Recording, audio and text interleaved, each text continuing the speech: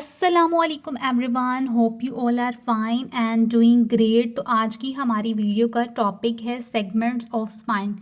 तो segments of spine जो है 33 वर्टिब्रास जो हैं सेगमेंट ऑफ स्पाइन बना रहे होते हैं, और इसमें आगे फर्दर जो हैं स्पाइन के 5 सेगमेंट्स आ जाते हैं जो कि 33 वर्टिब्रास मिलके बनाते हैं। अब जो स्पाइन के सेगमेंट्स हैं वो स्टार्ट हो रहे होते हैं, नेक रीजन से स्टार्ट हो रहे होते हैं और टेल बोन पे ये जो है एंड कर रहे होते हैं।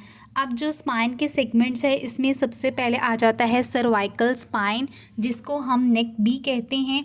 ये क्या होता है, टॉप पार्ट होता है स्पाइन का, और इसमें जो है 7 वर्टिब्रास होते हैं, C1 से लेके C7 तक। अब जो ये नेक के वर्टिब्रास होते हैं कौन सी मूवमेंट करा रहे होते हैं, हेड की टर्निंग करा रहे हैं, टिल्ट करा रहे हैं, नोड करवा रहे हैं हेड को। और जो सर्वाइकल स्पाइन है ना, ये क्या होता है, इनवर्ड होती है और इसकी सी शेप जो है स्पाइन होती है, और इसको हम कहते हैं लॉर्डोटिक कर्व। फिर हमारे पास नेक्स्ट आ जाती है थोरेसिक स्पाइन, जो कि मिडल बैक होती है। अब थोरेसिक स्पाइन में जो हैं 12 वर्टिब्रास आते हैं, T1 से लेके T12 तक जो हैं थोरेसिक स्पाइन के अंदर वर्टिब्रास होते हैं।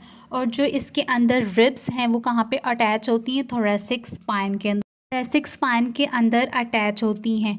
अब जो सेक्शन ऑफ स्पाइन है वो क्या कर रहा होता है, बेंट आउट करता है स्लाइटली, और ये क्या बना रहा होता है, सी शेप्ड स्पाइन बनाता है, जिसको हम कहते हैं काइफोटिक कर्व।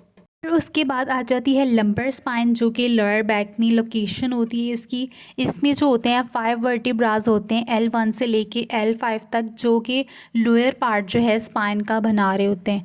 अब जो लंबर स्पाइन है ये सपोर्ट कर रही होती है हमारे अपर पार्ट के स्पाइन को, और कनेक्ट करती है पेल्विस के साथ, और जितना भी हमारा बॉडी का वेट है उसको ये बियर करती है।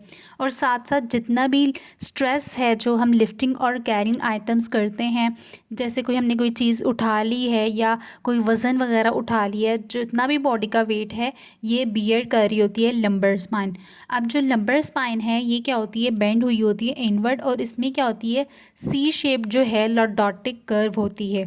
फिर उसके बाद आती है सेक्रम रीजन। जो सेक्रम रीजन है ये ट्रायंगल शेप की, इसके अंदर बोन्स होती हैं जो कि कनेक्ट हुई होती हैं हिप्स के साथ। अब इसके अंदर जो है कितने वर्टिब्रास आते हैं, 5 सैक्रल वर्टिब्रास आते हैं, S1 से लेके S5 तक, जो कि फ्यूज़ हुए होते हैं और क्या हुए होते हैं, वेल टुगेदर, मतलब कि जुड़े हुए होते हैं ड्यूरिंग फीटल डेवलपमेंट के दौरान, जिसका मतलब है कि ये मूव नहीं कर रहे होते। The sacrum and hip bones क्या होती हैं, इस जो सेक्रम है और हिप बोन्स हैं ये क्या बना रही होती है, रिंग बना रही होती है, जिसको हम कहते हैं पेल्विक गर्डल कहते हैं। सेक्रम और हिप बोन मिलके पेल्विक गर्डल को बनाती हैं। फिर उसके बाद आ जाती है कॉक्सिस, जिसको हम टेल बोन भी कहते हैं। इसमें क्या आते हैं, 4 फ्यूज्ड वर्टिब्रा आते हैं, जो कि स्मॉल, इसके अंदर पीसेस ऑफ बोन होते हैं जो कहाँ पे पड़े होते हैं, स्पाइन के अंदर पड़े होते हैं। अब जो पेल्विक फ्लोर के मसल्स हैं और लिगामेंट्स हैं वो अटैच हुए होते हैं, किनके साथ, कॉक्सिस के साथ अटैच हुए होते हैं। अब हम इसके अंदर स्पाइन के अंदर कौन सी ऐसी कंडीशंस हैं या डिसऑर्डर्स हैं जो कि अफेक्ट कर रही होती हैं स्पाइन को। अब जो स्पाइन है इतना एक इम्पॉर्टेंट रोल प्ले कर रहा होता है हमारी डेली लाइफ में। तो इसके बाद जो है इसमें कौन कौन सी कंडीशंस हैं जो अफेक्ट कर रही होती हैं स्पाइन की हेल्थ को, या इसको डैमेज कर रही होती हैं, या इसकी स्पाइन की इंजरीज हो रही होती हैं। फर्स्ट कंडीशन जो है आती है आर्थराइटिस। आर्थराइटिक कंडीशंस जैसे कि अनक्लोजिंग स्पॉन्डालाइटिस होना स्टार्ट हो जाता है, बैक स्ट्रेन्स आना स्टार्ट हो जाती हैं, स्प्रेन्स होना शुरू हो जाते हैं। फिर कोई बर्थ डिफेक्ट, जैसे कि कोई स्टार्ट में ही उसको बर्थ कोई ट्रॉमेटिक हिस्ट्री थी उसकी, जैसे स्पाइना बाइफिटा हो गया, या बोनी स्पर्स बन जाते हैं।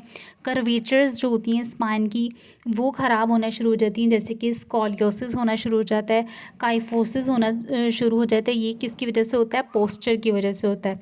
फिर उसके बाद आ जाती है हर्निएटेड डिस्क की कंडीशन आ जाती है। और भी स्पाइन की कंडीशन हैं जैसे कि न्यूरोमस्कुलर डिजीज़ होगी, जैसे एमियोट्रॉफिक लेटरल स्क्लेरोसिस हो गया, या नर्व की इंजरीज होगी जैसे स्पाइनल स्टेनोसिस है, शियाटिका है, पिंच नर्व्स हैं, तो ये नर्व की इंजरीज़ की वजह से होती हैं। ओस्टोपोरोसिस है जो कि बोन की वजह से होती है। फिर स्पाइनल कॉर्ड इंजरीज़ हैं जैसे कि स्पाइनल फ्रैक्चर्स हैं, पैरालिसिस है, स्पाइन ट्यूमर्स हैं, कैंसर्स हैं, स्पाइन के इन्फेक्शंस हैं लाइक मेनिंजाइटिस हो गया या ऑस्टियोमाइलाइटिस। अब इसके कॉमन साइन एंड सिम्टम्स क्या हैं इन कंडीशन के?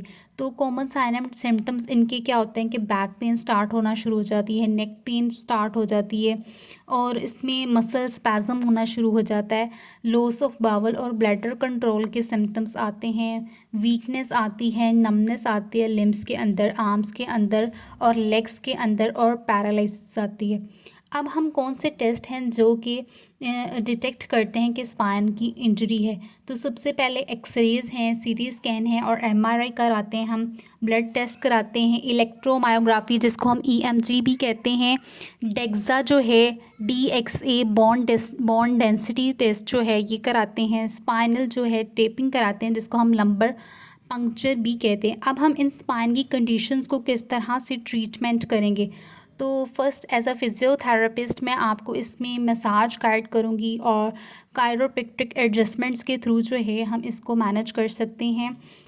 फिर उसके बाद जो है हम डिफरेंट मेडिसिन से जो है इसको ट्रीट कर सकते हैं, एंटी इन्फ्लेमेटरी ड्रग्स ले सकते हैं, मसल रिलैक्सेंट ले सकते हैं, और उसके बाद इंजेक्शंस आते हैं जैसा कि स्टेरॉइड के इंजेक्शंस होते हैं।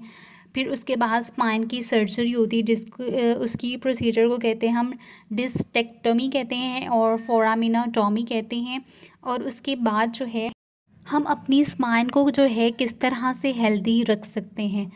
तो अगर जितने भी स्ट्रॉन्ग होंगे बैक के मसल्स जो कि प्रोटेक्ट करते हैं हमारी स्पाइन को और प्रिवेंट कर रहे होते हैं हमारी स्पाइन की कंडीशंस को, तो हम जो है क्या करते हैं, स्ट्रेंथनिंग कराते हैं और स्ट्रेचिंग एक्सरसाइजेस के थ्रू जो है हम अपनी स्पाइन को हेल्दी रख सकते हैं। अगर हम इसको वैसे भी अगर हम नॉर्मल भी हैं तब भी अगर हम स्ट्रेंथनिंग और स्ट्रेचिंग एक्सरसाइज करें ट्वाइस अ वीक, तो हमारी जो है स्पाइन जो है उसकी हेल्थ जो है मेंटेन रहेगी। तो एक्सरसाइज जैसे कि हम स्ट्रेंथनिंग कराएंगे कोर मसल्स की या एब्डोमिनल की, साइड और बैक मसल्स की, जो कि हमारे स्पाइन को सपोर्ट कर रही होती हैं। अदर प्रोटेक्टिव मेजर्स क्या ले सकते हैं? हम अपनी नीज़ को बेंड करेंगे और अपनी बैक को स्ट्रेट रखेंगे और लिफ्ट करेंगे, कोई भी चीज़ लेकर हाथ में लिफ्ट कर सकते हैं, तो ये हमारी एक एक्सरसाइज हो जाएगी। फिर हम जो है अपने वेट को मेंटेन रखेंगे और अपना जो है गुड पोस्चर जो है बहुत ही ज़्यादा हेल्थ ही रखता है स्पाइन को। सीटिंग अगर हम स्ट्रेट में सीटिंग करते हैं और स्लाउचिंग जो है हम नहीं करते, तो हमारा जो पोस्चर है मेंटेन रहता है, यानी कि गुड पोस्चर रहता है।